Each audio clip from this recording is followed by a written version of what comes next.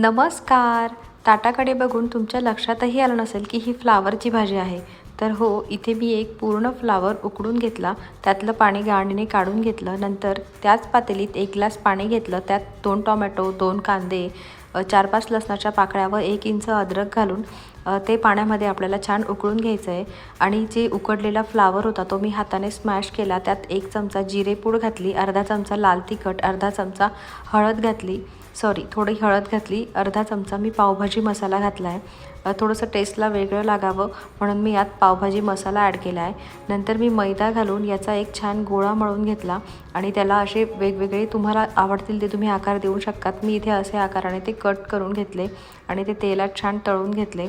आता हे बॉल्स तळल्यानंतर मुलांना एवढे आवडले की मुलांनी असेच बऱ्यापैकी खाल्ले.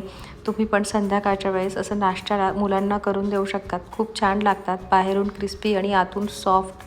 आणि आता इथे आपण प्युरीची तयारी करून घेऊ. जे कांदा आणि टोमॅटो आपण उकडून घेतले होते ते मिक्सरला बारीक करायचे आणि तेलामध्ये छान परतवून घ्यायचे.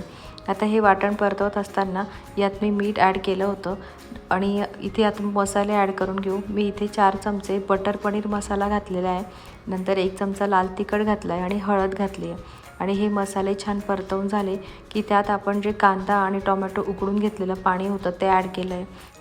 नंतर मी इथे ताट झाकून भाजीला छान अशी उकळी काढून घेतली आहे. भाजी छान उकडली की बघू शकता तुम्ही आपली भाजी किती छान घट्ट झाली आहे. ही भाजी घट्ट होण्यासाठी मी यात काजूची पेस्ट पण ॲड केली नाही आहे किंवा खोबरंही ॲड केलं नाही आहे.